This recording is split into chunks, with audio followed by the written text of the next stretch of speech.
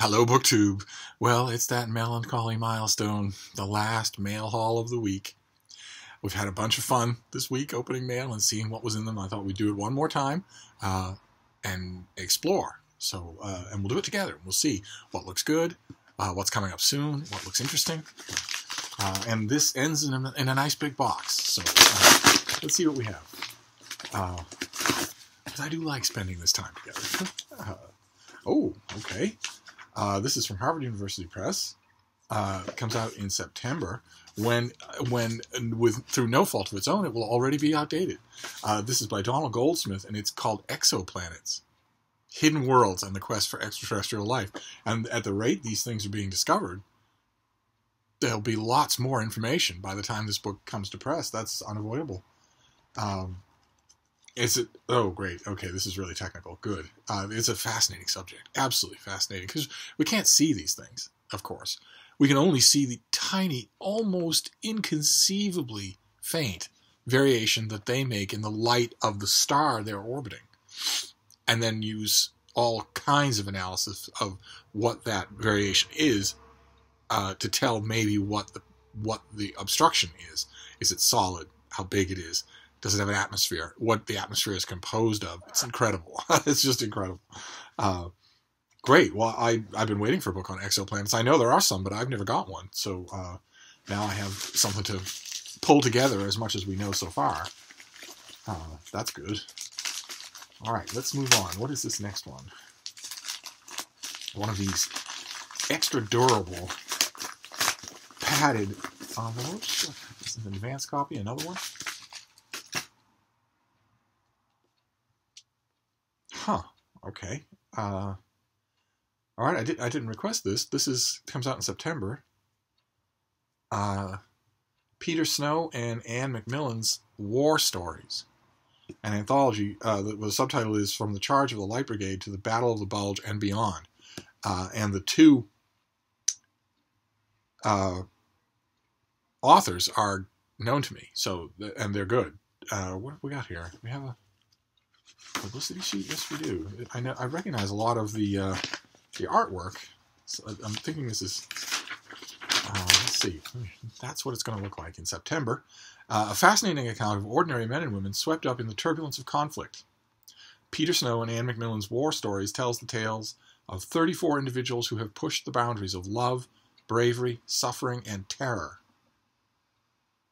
There's Edward Seeger, who survived the charge of the Light Brigade. There's the cunning of Christina Skarbek, quick-thinking spy and saboteur during the Second World War. The skullduggery of Benedict Arnold. This is one of many appearances of Benedict Arnold in 2018.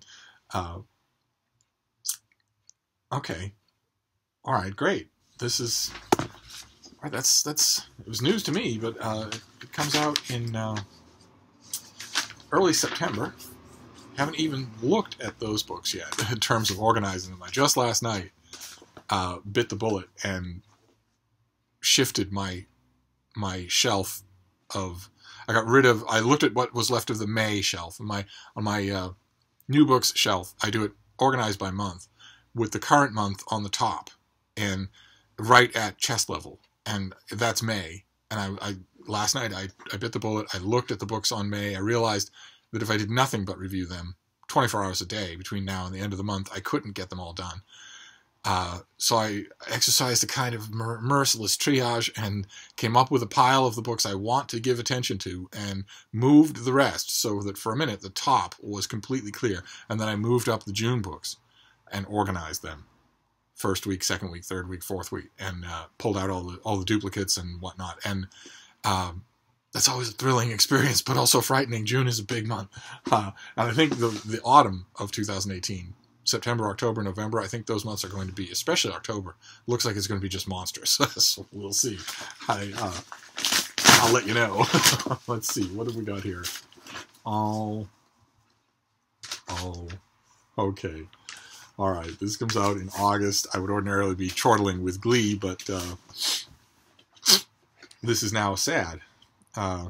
This is A Question of Trust by Penny Vincenzi, who just died. So this is probably the last Penny Vincenzi book we'll get, or maybe the second to last.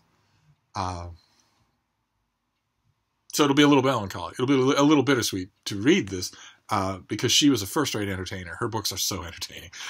And I'm sure that she didn't lose a step. She wouldn't typically let any work go out of her study that wasn't up to her standards, no matter how much work it took to make it that way. So this will probably be just as good as all her other books. But it's kind of sad to know that that this was going through her press when she was dead. That's always a little sad. All right, so that comes out in August. That's great. I'm kind of dreading getting a June book here. I'm hoping it doesn't happen because June is nice and neat. Let's see here. Okay. This is another novel.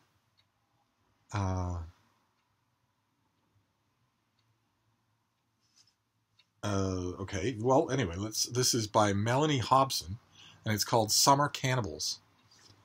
It's a novel. Let's see what we have here. To anyone else, the magnificent Blackford family home on the shores of Lake Ontario would be paradise. Lush rose gardens, breathtaking vistas, sprawling rooms. But when three adult sisters, Georgina, Jax, and Pippa, return, they step into the house plagued by secrets, desires, and vengeance. Oh, this is a debut novel. Oh my, okay. In this debut recounts this fraught homecoming with the dark energy and twisted exuberance reminiscent of her celebrated predecessors, Atwood, Murdoch, Oates, and so many others. And that is from a quote and a pre-publicity blurb by Bob Shakokas. As the summer season wanes, the sisters are summoned home by their parents to comfort Pippa as she heals during a difficult pregnancy, though the family finds themselves distracted with festering wounds of their own. Okay. And let's see, Melanie Hobson holds a BA in Classical Studies from McMaster University and was a Missner Fellow in the MFA at the University of Miami and a Kingsbury Fellow at the PhD program at Florida State University. And she lives in Florida now with her husband and 2 children. And it sounds like for her debut, she's chosen something fairly ambitious, narratively speaking. That's interesting. Great. All right. So this comes out in September as well. So September looks more and more horrifying as we go along. What have we got here?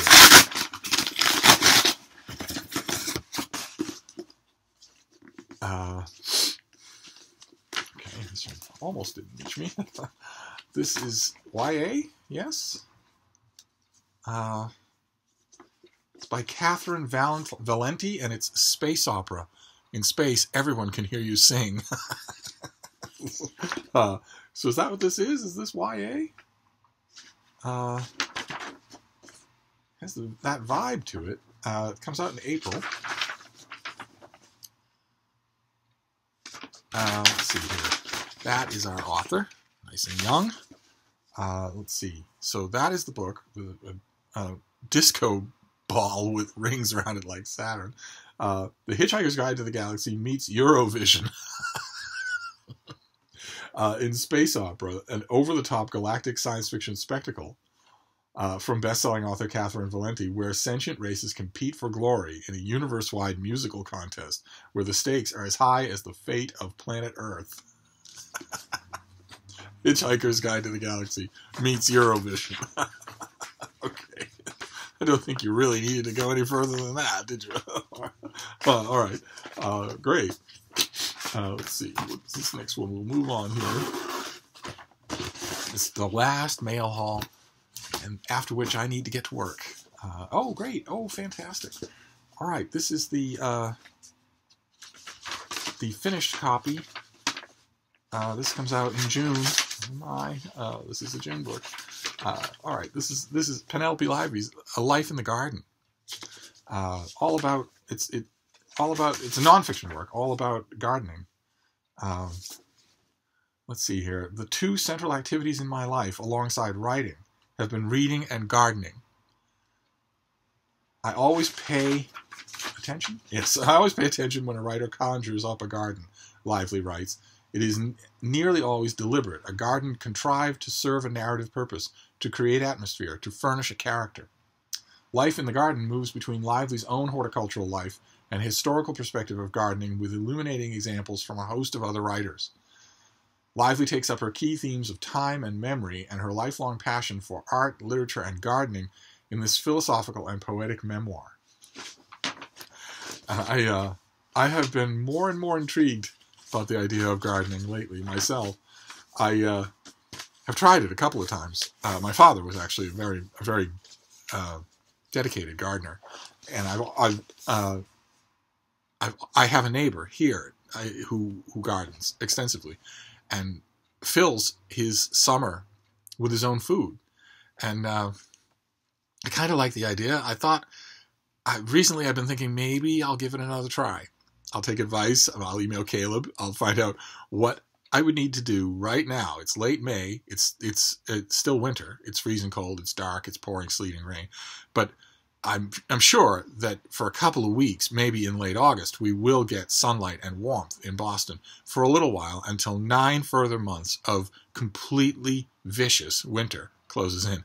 And I'd like to know what I can do in late May to maybe get ready for those 2 weeks in August when the temperature goes above 80 degrees Fahrenheit. Is there anything I can do if I were to pick a little patch of ground? What would I need to do to get into gardening? I'm not going to buy soil. I'm going to use the soil that I have. And I will buy seeds, but I have no idea how to do that. I have no idea what to look for. I have no idea. This is a patch of ground that has a little shade from a tree. And other than that, sunlight all day long. It's on the side of the house, so the sunlight is touching it all day long. And I don't know what to grow there, or what is easy, or what will work.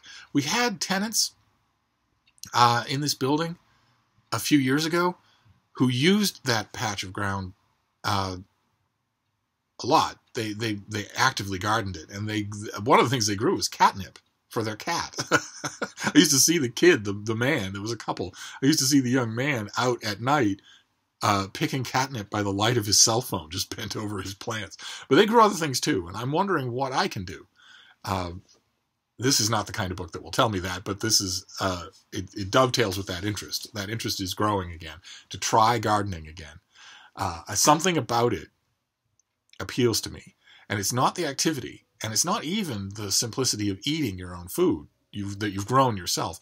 The main thing that appeals to me over and over again, the thing that makes me always come back to it, is the sense you got in that pub sheet. It's the visible effect that I can see on the people who do it. It's not the vegetables, and it's not the challenge, and it's not anything like that. It's that the people who garden seem calmer. They seem more poised on their inner feet. I don't know quite how to put it, but I've never seen it not be true. And I kind of like that. So I'm going to give it another try. I don't know how I'll do it, but maybe I should make a video just on that. Get together a bunch of gardening books. All right, so what have we got? Oh, this is the New York Review of Books. The New York Review of Books Classic Series. And their latest classic is Wolfgang Herrendorf's Sand. Wolfgang Herrendorf's Sand. This comes out in June. And the book is an ambitious, anarchic thriller that poses many questions and offers no easy answers, making it a fitting 500th entry in the NYRB Classic series. Wow, 500 books. It's set in North African oasis somewhere between Algeria and Mali, and it transports us back to August 1972. The Munich Olympics massacre of 11 Israeli athletes continues to cast a long, somber shadow, but provides no shade from a bizarre chain of events that unfolds beneath the relentless Sahara sun. A madman murders a group of foreigners in a hippie commune and takes off with a suitcase full of worthless money and a fruit basket. A pair of ineffectual policemen get drunk and compare IQ scores. An amnesiac sporting a suit labeled Carl and a grisly hole in his head is pursued across the desert by people he doesn't remember, and a glamorous American cosmetic saleswoman becomes Carl's near-constant companion with a knack for cleaning up his mess. What is the connection between them all? And what is everybody looking for? And where I'm told, the pub sheet tells me that Herrendorf is a best-selling author and a star of the German literary scene. Yes? Is this true, those who are in Germany? And he died at the age of 38, but with a unique voice that stays behind in his work. Okay. And this is translated from the German by Tim Moore. Wow. All right. So he died at 38. So when did Sand come out? Are we talking about a long time ago? What is the what's the appropriate information on this? It came out in 2011. This is by no stretch of the imagination a classic. They're just putting in their classic line, and they're giving it the 500th spot. Okay, but it's a thriller from 2011. All right. Well, it's be new. That's the thing I love about the NYRB Classics, is that they usually introduce me to all sorts of new stuff. Let's see what this next one is. Kind of lopsided. What could it be?